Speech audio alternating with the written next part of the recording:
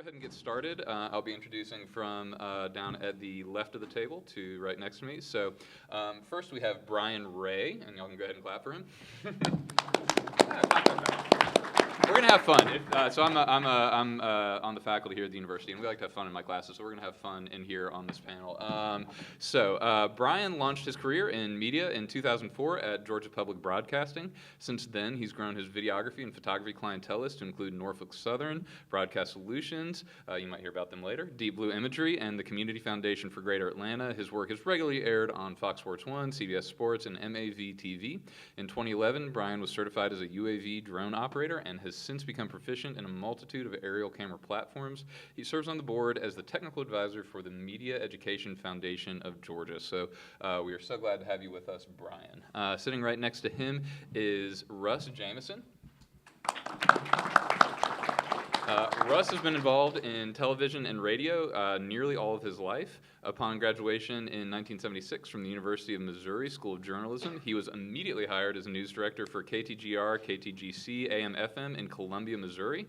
Russ then spent 13 years with WAGA in Atlanta as a general assignment reporter and 3 years with CNN Southeast as a freelance correspondent. For the last decade, Russ and Jack English have been partners in Broadcast Solutions and Southeast Stock Footage, which is the largest high-definition aerials library in the Southeast. In 2008, Broadcast Solutions shot the Telly Award-winning high-definition documentary, The South Takes Flight. So welcome, Russ. We're so glad to have you. Thank you. And finally, we have Louie Northern. Louie is an FAA licensed pilot and a capable U.S. operator with hundreds of hours in flight film experience. He serves as lead pilot and director of photography for the Ascend Aerials team, and he brings a comprehensive understanding of flight safety and aeronautical standards to each of his projects. Louie has filmed for some of the largest film studios in the world, including last night, right, yesterday? Mm-hmm. So we'll get to maybe hear a little bit about that. Let's see, where do we go? In the world seems work play on both primetime television as well as in movie theaters all over the globe. In 2014, Mr. Northern founded Ascend Aerials, and he currently leads their team of specialty camera movement experts on projects which range from news gathering to scripted television narratives to feature films. So that is our panel we have today, and we'll start with Brian, and we'll let him just kind of give a little bit more in-depth overview of his work. Hi, how's everybody doing today? So in 2009, I was on a job site doing a shoot, and on the call sheet I saw we had, hey, we've got a remote aerial aircraft that's going to be on our shoot flying a camera. And I said, hey, that's kind of neat. Let's see how this goes. So we spent 2 to 3 days shooting a motorsports event. And the stuff they were doing, the flights looked great. Everything looked wonderful. We got the footage back, and I mean, it just was wobbly. It didn't look good. I think maybe out of an hour-long program, we wound up using 7 seconds. And I thought about that for about a week and went, there's got to be a better way to do this. So I started doing research on how to do aerial footage, how to shoot aerial footage. And so that started really getting heavy in 2010 for me. And I finally purchased a Dragonfly X8 out of Canada, went up, got trained on it, and been flying ever since. And we've expanded our fleet out. Now we have 5 different drones. It's funny to watch the technology change in just 7 years from when we bought that first drone. And that first drone cost us, well, more than I'd like to mention. And our latest one we just bought is a Mavic Pro for, I mean, out the door, all the accessories, $1,500. I mean, it's an amazing, amazing move. So the changes in television and film, the viewpoints have been amazing to watch. So looking forward to the future, and I'll turn it over to Oh, we got to watch your footage first. Oh, yeah. No, I'm sorry. Yeah, here we go.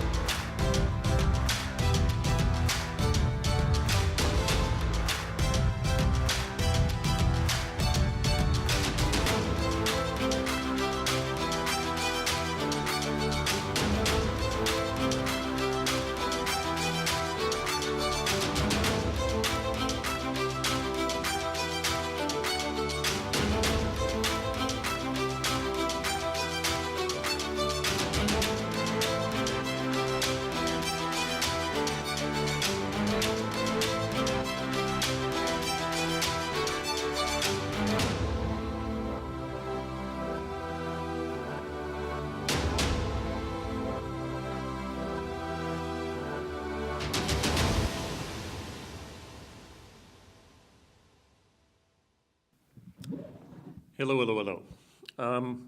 I come at the drone business from an entirely different direction. Let me see, probably in the late 80s, my partner and some other gentlemen got into, they were always in the video production business, but they decided they wanted to have a niche business, and they began shooting Westcam stabilized, that's gyro stabilized, 35 millimeter motion picture film from helicopters. How much is 1,000 feet of film? How long does it last? Real quick. Anybody know? That's a door prize question. Okay, well, everybody fails. But anyway, it's only 10 minutes. Yeah, well, so we've gone from 35 millimeter motion picture film all the way up through Cineflex, Aeroflex, Red Dragon. And so if you take a look at what we do, you can imagine it's like CSI has acting, and they have pretty sky shots. And so that's what we've done. We've built, 30 plus years of footage of New York, Atlanta, most of Georgia, Chicago, Dallas-Fort Worth, Las Vegas, Los Angeles, San Francisco, Oakland. And so along with doing documentaries, we do documentaries. We did an aviation-based documentary, The South Takes Flight. And so we hired friends who became friends, and we've just kind of, we don't buy technology. We rent it, we rent expertise. These guys have been doing it for movies and TV shows, and so we brought them up, and they take the blades off their helicopter, and they put it in a long-haul trailer, and they come out to where we're at and set up and use a battery-powered drill to put the blades on. And the first time I went up with them, I'm going, how tight are those blades, So anyway, we have a tremendously large stock footage library that we license for corporate work, for TV shows, for movies. And so I've told people it's like making a cup of coffee and then selling it 20 times. And you sell it in 10-second increments. You don't sell it, you license it. And so then you get into really lawyerly speak about, how you can use it, where you can use it, how many times you can use it, et cetera. So that's us. We have we have the largest stock footage library in Atlanta and Georgia. Nobody else can touch us, and it dates all the way back to somebody wanted a shot of the Olympic Stadium, which is Turner Field. Guess what? We're the only guys that got it. A movie wanted the Omni. How many people go back to the Omni? A really ugly structure in downtown Atlanta, the sports venue. Guess who had footage? Moi. And so you can make a pretty good chunk of change sometimes, but otherwise you sell it, license it at 10 seconds a pop. And so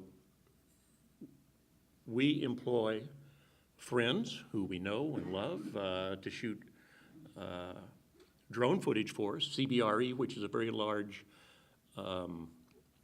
commercial real estate company. We do a lot of work with them where we'll shoot the overview if it's Buckhead and you see Atlanta in the distance, and that's the opening shot or the closing shot, and then you start, telling people from the outside world this is the building and it's its amenities and things like that. And then we'll hire Brian to come and shoot the low stuff, because we can only go down 600 to 600 feet, and he can come up to 4, and that's how we run our business.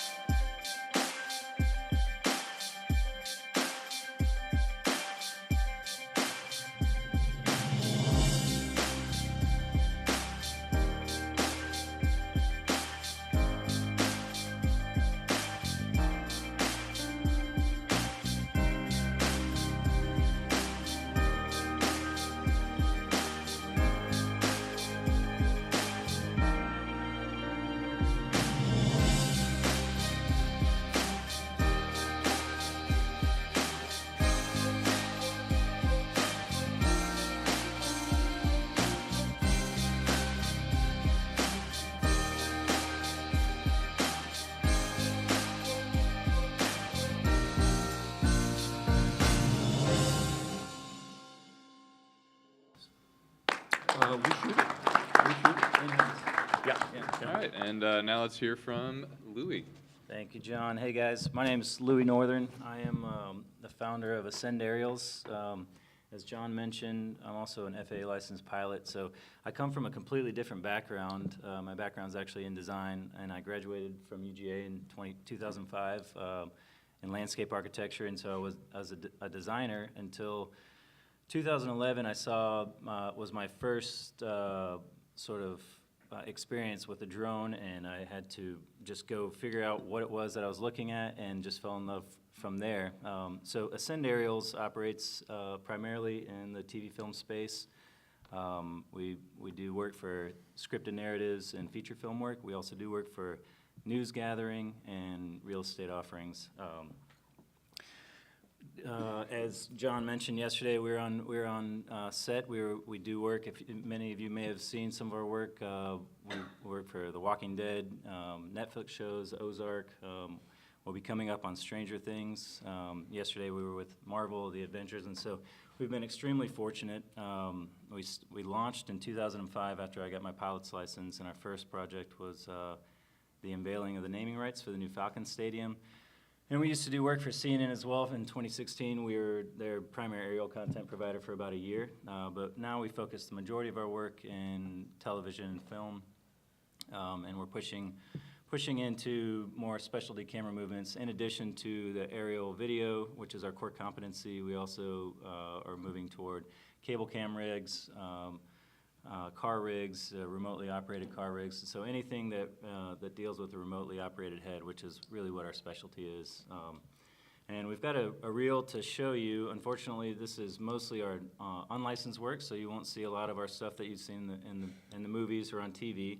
But this is some other fun stuff. And so I'll turn it over to you, and then we can do question. Yeah.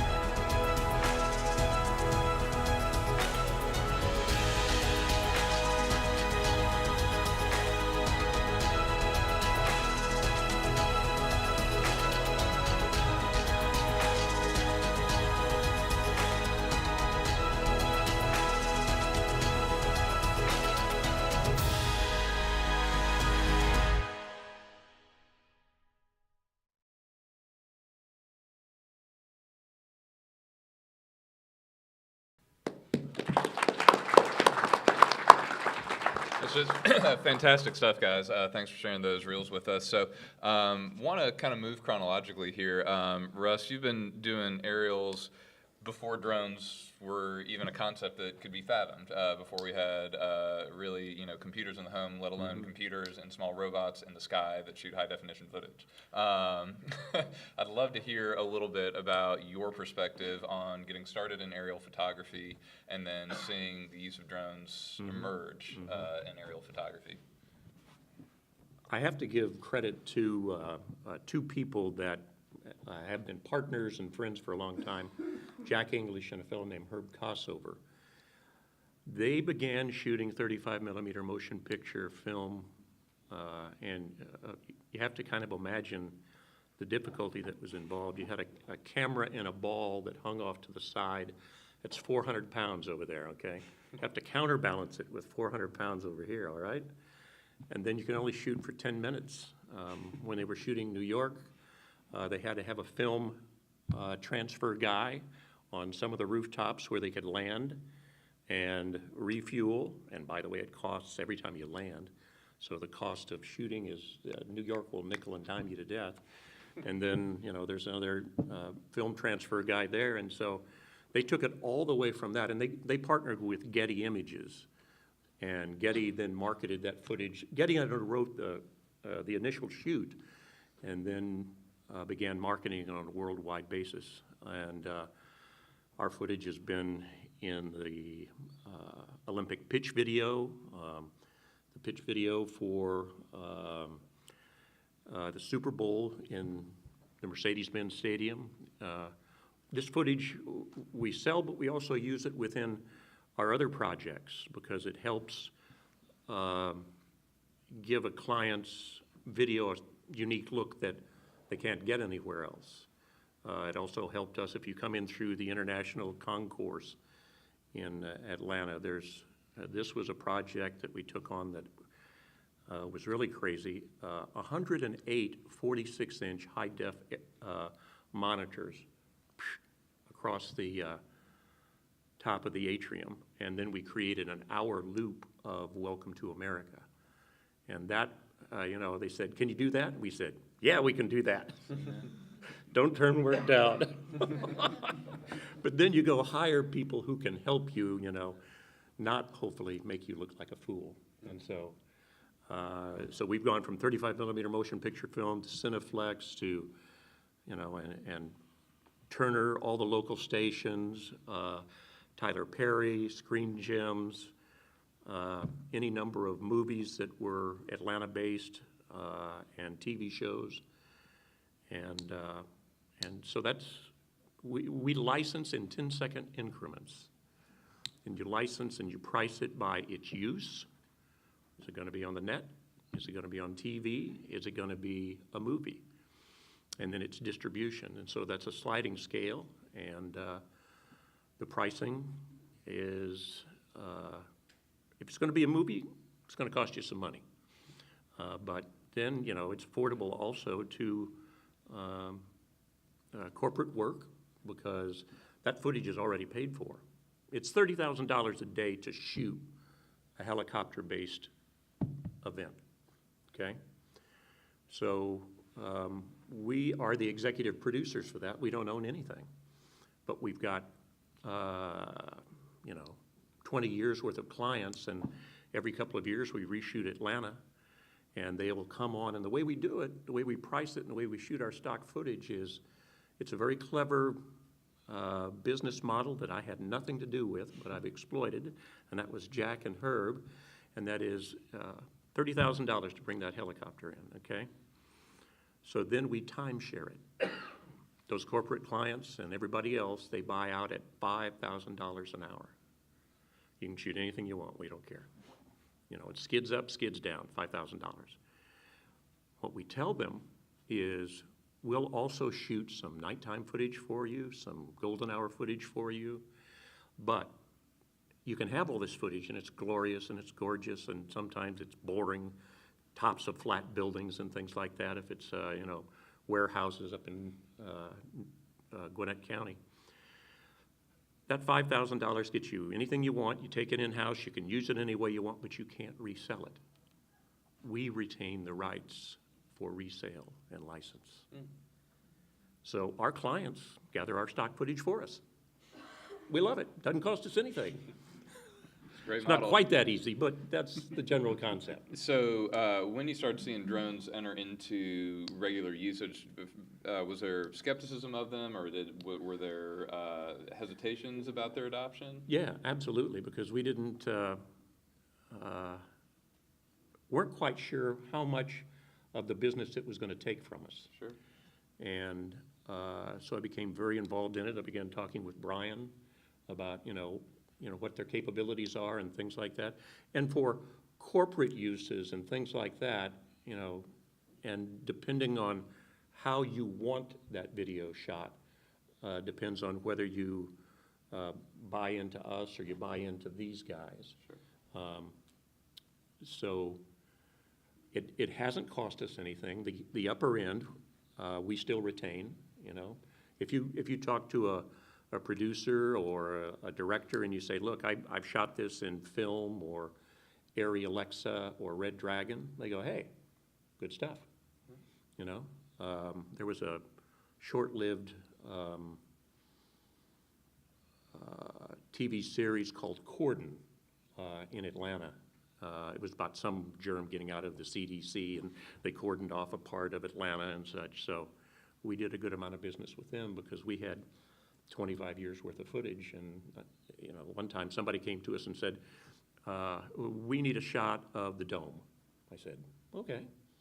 I said, do you want morning? Do you want day? Do you want golden hour? You want night? Do you want eastbound? Do you want westbound? Do you want northbound? Do you want southbound? Because we've shot Atlanta just continually. So I put that reel together, sent it out, and we sold some footage. That's fantastic. Now, coming from the other side, you guys both got interested in aerial imagery from the drone perspective, right? Kind of tell us a little bit more about the process of over, I was going to say 5 years, but really it's been 6 or 7 years now. Tell us a little bit about kind of your journey and how you've seen the business around it evolve from when you got started to now. Either one of you. You want to start? Sure, yeah, so for me, I come from a completely different background. And we grab the mic for video, thanks. Yeah, sure thing. I come from a completely different background, and so I saw my first craft, did some research, and I bought one, and it just started off as a hobby for me. I realized that there was something to it. So I used to design resorts, and I was on a neighboring property in Mexico, and I ended up trading footage for an extended stay in Mexico. And that's when I realized there was something to this, and so I started to pay a little more attention to it. And I built Ascend in 2014, but this was, at the time, any time I was flying, there was always someone coming up to me asking me, what is that? Starting in 2012 on. And this was when the FAA originally unrolled their regulation. I think it was in December of 2014, and I had no idea that I was going to need to become a pilot. But in that moment, after having already started the company, we hadn't operated at all. It was just kind of building a brand as a hobby. Decided that I would go to flight school, and so I did that. Became a pilot, and as soon as I finished, that's when we launched our first project. But in the meantime, I was still marketing, and I had to convince clients to use this thing that they didn't know about. It seemed very unsafe to them, and it was very new, and so the adopting of it was something that took some convincing. Luckily, we were able to get the Falcons on board. But as the technology has advanced and there's a greater understanding just collectively, then it's become more easy to sell. In fact, you don't need to sell it as much anymore. So it's changed a lot in that capacity for us, for sure. But in the very beginning, it was a complete unknown, and so it was very different. Yeah, Brian? So in the 5 to 6 years before I started flying drones, I was actually DPing a lot of various events and I wouldn't say shows, but corporate stuff, that sort of thing. And when we started flying drones, like you mentioned, it was kind of hard to sell at first. And I would approach a lot of my clients that I already had, and I said, hey, it'd be really great if we could start doing this too. It'd add a new dynamic. And most clients kind of, that's new, it's unproven, I'm not sure I want to get into that. I had one client that, out California-based, they went and bought their own drone thinking, hey, Brian's been talking about this for a while. Let's buy one and try it ourselves. Hey, let's take it out. Let's fly it to 2,000 feet. Hey, this is a great shot over the city. Oh, God, we can't get it back in time. Oh, it crashed. Oh, well, let's not do that. So that black flagged that idea with that client for a good 3.5 years before their legal department would finally go, okay, yeah, let's give this a shot, but on a very, toned down basis, So we finally started flying for them, and they've loved it, but not just proving that you can get the product, but also get the product safely has been one of the biggest things to try to sell on. Some of the footage you saw up there, if we put it down in the wrong place at the wrong time, everybody in a quarter of a mile would be toast. So some of this, some of this business can be really, really tricky, and it's not something you can just jump into right off the bat. So starting to prove yourself with your clients and showing what you can do and what you can do safely has been a really big part of this. Getting into films has been difficult with drones, to be honest. At first, a lot of directors didn't want to allow drones on their set. In fact, I worked with some of the guys that, I won't name who the director is, but they took a drone out. They set up a drone demo with this high-end director who had been against drones for a long time. And the night before the demo, the pilot decided, oh, there's a new update out for the drone. Let's update the drone. And then didn't test fly it first. Took off, and it went whoosh. And from what I hear, the director turned around and said, well, that does that for me. And that was off the table for the director for like 2 years. He didn't want one on set for 2 years. So it's been a very tricky business on various levels. So clearly we're not there yet completely where drones are commonplace or accepted off the bat, but they are becoming much more common. You see them in everything from, high-end feature films to kind of lower end or sort of more corporate work or sort of smaller market television stuff. Looking ahead now that we're kind of brought up to the present moment, kind of today and over the next 18, 24 months, what do y'all see as sort of the challenges, the constraints, whether it's technology, whether it's continuing skepticism for certain use cases? What are sort of the challenges for the use of drones in film and entertainment going forward?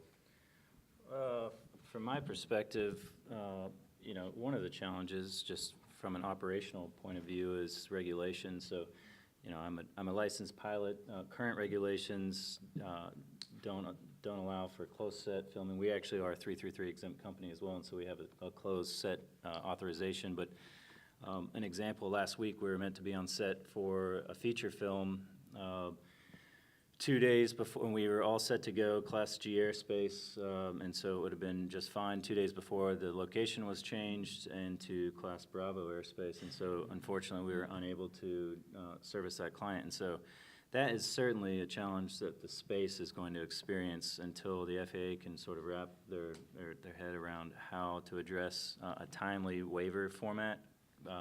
As everyone knows, I'm sure the commercial operation has transitioned or will be transitioning from 333 to 107. And so that's a primary limitation that we're experiencing now, and we'll just have to see how that unfolds. But yeah, that's a... Interesting. So in terms of technology, there was improvements in terms of image quality, battery life, et cetera, but primarily you'd say the restrictions are sort of regulatory at the moment? Yeah, I can't imagine that technology would be a limiting factor. In fact, it's probably going to make things more accessible. Just this past week, DJI, which you're all familiar with, came out with a new camera that is comparable to an Alexa Mini, which is what we fly with.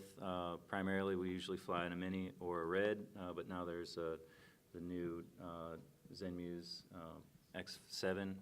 And so, you know, cameras are becoming smaller, the packages are becoming more compact and accessible. And so I can't imagine that technology would be a limiting factor in large part. And so that's really our primary limiting factor is FAA regulation. Interesting. Brian or Russ, any thoughts on that? I think one of the biggest hurdles we've had has been teaching clients what the limitations of drones are. I've had clients call up and everything seemed fine at first, and they go, oh, so we've secured your operating area to take off and land from. It's 4 miles from where we're going to be shooting. So you're going to have to take off from there. You're going to fly over a whole bunch of forest. You're going to do the shoot and then fly back. No. Couple of problems there. So it's been interesting to explain to clients what the limitations are, how they can be brought into their productions. Like you were just saying, Louie, some of the regulations have been interesting to get around, to work with. I shouldn't say get around. Should be, work with safely and work within those regulations. It seems that the FAA is getting better and better about integrating drones into the U.S. airspace, which is wonderful. I know they're about to unveil a new system that gives you almost instantaneous authorization within the 5 miles of an airport. That's going to be wonderful. I applaud them for doing that. That's great. I'm sure you've had, like you just mentioned, we've all had clients where they have a shoot within a certain area and they think everything's fine. And you get the location and go, yeah, that's not going to work. I've had somebody within 2 miles of the Atlanta airport want to do a shoot. And I go, when is your shoot? In 2 days. That's not happening. Why not? Well, let me show you the map. So you lay out the sectional and go, this is why. And they go, well, that's not really, just hurry up and do it. It's not, we're only going to, 100 feet. Well, 100 feet turns into 200 feet, and then it's going to be a problem right off the bat. So keeping client expectations within the realm of possibility has been a big issue for us. Now, that's when you call me because I got aerials over the Atlanta airport. Us. That conversation and actually talking to all y'all is a perfect transition. One of the themes that has been continuous throughout a lot of these sessions has been finding the right tool and the right approach for the job. So clearly, between helicopter shots and drones, you talked about the 400 to 600 foot ceilings. Helicopters have other advantages over drones, whereas drones have advantages over helicopters. Just want to talk, this is a drone summit. We're focused on that particular piece of technology, but in a lot of ways, this is a lens to a broader topic of sort of alternate perspectives in film entertainment, new camera technologies, new ways. You were talking about specialty camera movements enabled by remote operated cars or other vehicles, and just kind of would love to hear each of y'all offer some thoughts on how new technology is enabling new perspectives in telling these stories, whether it's documentary, whether it's informational, whether it's entertainment, kind of what you see changing or coming online in the next few years in terms of technology for enabling us to tell stories in new or different ways. Well, the biggest advancement currently is gimbal technology, so stabilizing an image. And I don't know, a good example would be the Planet Earth series. There's a new series, and 10 years ago to the new one, the way that they're telling the story is with camera movements, but they're also stabilized movements, and so cinematically it's a much more comprehensive way to tell the story. And I think as technology improves, the advancement there will be that you'll be having more MoCA or motion control, which will be autonomous, repeatable movements, so that the apparatus or the technologies maybe once programmed by a pilot and or operator would then be able to repeat multiple times, so that you can get an exact exactly what you're after. As a pilot, a UAS pilot myself, we often do a take, then we have to do another take, and sometimes it's 10 times, and I'm having to try to repeat the movement that we've just made the first time once we like it. But as technology advances, autonomous operation will be exactly the way that you would get the shot. You may still have a manual operator to get the shot the first time, but then you will have a way to repeat it. And so I see that being the transition as we move forward. Fascinating. Throw this curveball at you. VR, helicopter-mounted camera work. One of my partners brought in a shot-over system. I don't know if anybody's familiar with that. It's one of the newer systems, and they wanted to test a VR camera setup with it, so we began doing that. Now that's a lot of weight to carry on a UAV, so I don't see that happening to you folks immediately, but technology is relentless. And will that happen? Yeah, that'll happen. I mean, right now, Louie's using cameras that, we're using currently. My only advantage is I can go up when it's windy, and that might limit him. I can go up and have a different lens system that's a zoom lens. I don't know what you guys are using, a fixed lens or? Well, we do primes, and yesterday Yeah. we had a 1540 on, Okay. so we're zooming as well. Yeah. So it's all moving and morphing. And at least for me, it's, I'm trying to keep up with technology too, but I don't buy it. I'll rent these guys out when I need them. And because that's not my specialty. They do it every day, and they're good at it, okay? We do what we do, and we're good at that. So VR, we'll see. I don't know yet. I would say one of the newest technologies that's really been helping us with a lot of our clients' demands has been going live to Facebook, YouTube, any of the social media sites. There's more and more of a move to go away from, I hate to say it, but away from television because of cost a lot of times. It costs a lot of money to build a TV show. That's the way it is. It costs a lot of money to build a motorsports broadcast TV show. So if you can go live to Facebook instead for not a whole lot, it makes a lot of sense to a lot of clients, for better or for worse. I mean, not saying I agree with that. I'm just, I have to live in the world that we're working in. So that's been an interesting piece of technology to come our way. Very cool. Last question before we do Q&A for the room. I see some younger folks, some students, in fact, who I know are interested in doing work in film and entertainment, incorporating drones. As they're getting started, either in building their own careers, building their own companies, just maybe a word or two of advice from each of you on people who think this stuff is really cool, but they're just really early in their careers, whether they're students or just starting out as professionals. Just a word or two that you think might help them as they get started. Cool. Next to acquiring the footage, and maybe even more so, is learning how to be a businessman. I was listening in on one of the previous sessions that they had, and that's how to price your stuff, how to price your time. You gotta pay the bills every month, and you're gonna deal with competition wanting to undercut you. People have asked us. They said, "Well, why can't you just use a drone?" And because they think it's cheaper, and sometimes it is. But you need to learn to be a businessman. And fortunately, I've been blessed with a partner who is the businessman. I'm the tech guy, so I'm the toy guy. So I don't have any real responsibilities. Brian, Louie?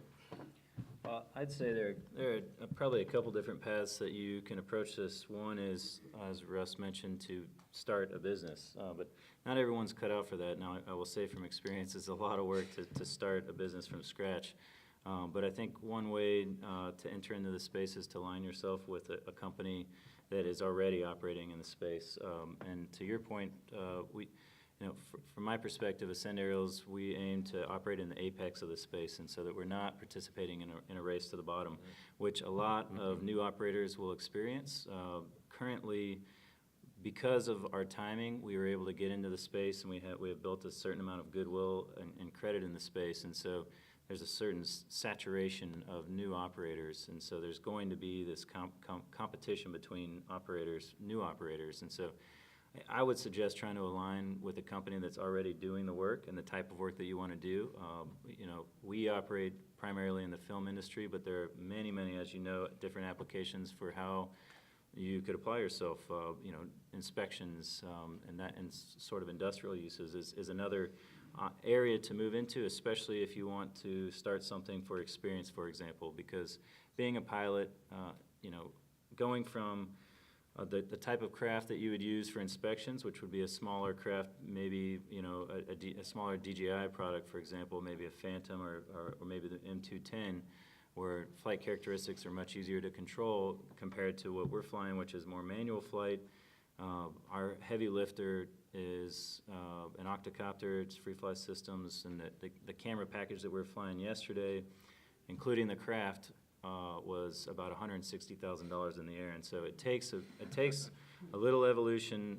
Speaking from experience, I remember the first time I ever had my first Phantom 1 up that I learned how to solder my own gimbal on, shaking as it was flying because I was at the time so scared that anything could happen, and going from an $1,100 craft to what I just spoke to is quite an evolution, and so I'd say try to gain some experience in the space. Don't jump too fast into it without really considering what the application or what path that you want to be on. It's great to be a business owner, but it is a lot of work. But if you can do it, I'd say go for it for sure, because it's really rewarding. Mm-hmm. How do I follow that?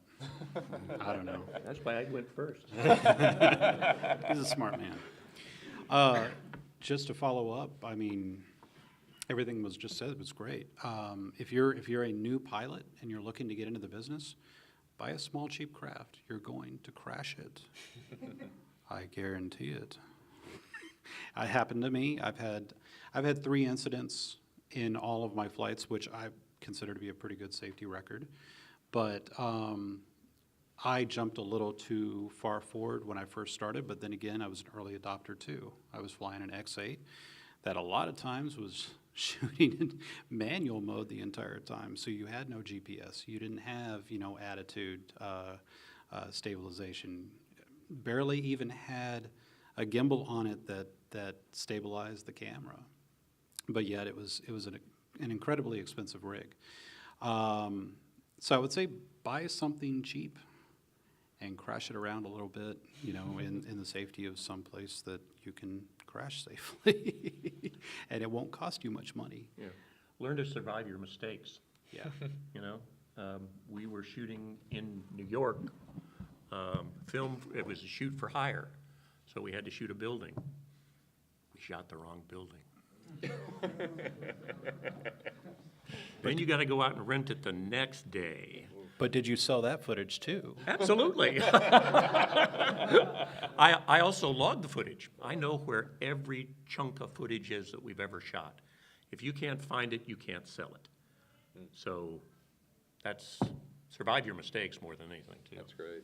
Well, we've got about 10 minutes for questions, so if folks want to just kind of raise their hands, I'll call on y'all, and I'll repeat the question back so we can hear it on video, and we'll let anybody who's interested hop on. Yes? Can you talk about licensing your footage versus being hired as a pilot to just capture imagery?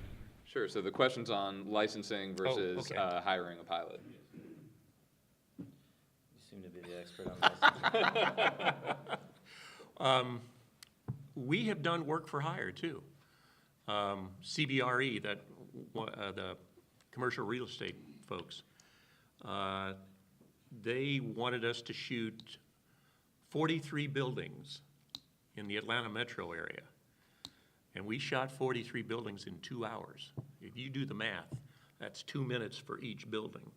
So I had to map it all out, and we did it. But, then they expect you to do it the next time, too, If you're gonna be up in the air and you're gonna shoot something, I say shoot other stuff while you're up there too. You know, because that's what's given us a stock footage library. And then if you can make it either specific or generic enough to be attractive in a stock footage sense, then you got an opportunity to resell that footage. I'm not a pilot. I sit in the back seat with a monitor, and I tell him, it's that gray building over there, or, you know, it's this one over here. And there's art to it, too, because when we're not shooting work for hire, then we get to shoot golden hour and pretty pictures and things like that. And somebody, you know, because we've got 30 years worth of stuff, they say, you know, how do you get such beautiful stuff? And I say, the more you shoot, the better you get. You know, we have no control over the weather. Go up there and one day it's crappy. The next day it's glorious. And then you shoot until you got to go get gas, you know? There is a nuance to what Russ does as well. So he's created his own platform for licensed footage, and it's tailor-made for his clients, which is special. But if you're a UAS pilot and you're interested in licensing your own footage, you don't necessarily have to create that platform yourself. You could go to another platform that exists, like Nimia, for example. Right. But they take a cut of the footage, but it would give you an outlet to fly potentially as a hobby flyer, still make some money while you're flying, and then you could also, as Russ mentioned, resell the footage multiple times. And so that's one avenue as well. Speaking from experience, we don't license a lot of footage. We've done it on occasion. If you watch Sunday Night Football, then you may have seen our footage on NBC for the Falcon Stadium, and then on multiple different channels that we shot once. And so the pricing tier also is taken into consideration there, where you say, is this for broadcast, is this for internal uses? And so then it's a matter of negotiating with your client what you think their paying threshold is for paying you, basically. That's true. The majority of our work is for hire. Most of our clients want exactly what they want, and there's usually some talent involved, and so that works for us. But that could be another avenue for you as well if you're interested in licensing your footage. By the way, Getty and some of those people, their cut is 60%. And I also bet money, and I can't speak for him, but I bet if you approach Russ, you might also be one of his content providers if you're interested in doing that. Brian, anything before we go to another question? No, I'd say we go for it. Yeah, let's see. Yes, ma'am. Yes. What program do you guys use to edit this footage? Sure, the question's about editing software. Premiere Pro, yeah. Same. After Effects as well. Yeah. All right, easy one. All right, yes, sir. Louie, I like your approach. If you can't find it, you can't sell it. That's very true. And in this day of content creation, the availability of content, that kind of monetization is very important to the business model. So, how do you archive and catalog your footage in order to make it easily accessible to you? I'm assuming that it's all digitized. Yeah, so the question for us is just kind of about content organization, metadata, creating organizational structure so that you can find and tag the system. And that's a service you can sell too, or at least that's our ongoing, we have clients who have a lot of content and, you know, they have no idea where it is, what it is, and et cetera. I've spent a lot of money on software that doesn't work, but I can tell you the software of choice for me it's out of England. It's called CatDV, Catalog DV, and it can just be something to organize and meta tag all of your footage, but it's used in TV stations where, you know, it's working with a bunch of different editors and varying levels of permission for, you know, somebody is doing a story about XYZ, so they know footage, or they know they want this kind of footage, so they assemble it and they send it over, and it's already in an XML format or something that the editor needs, and so it's already on the server, and, you know, it's instant acquisition, and that's what I use. And you know, there's probably other stuff out there, but I have gotten really good at that, so that's what I use. And Russ's way works. It's really nice. I can attest to that.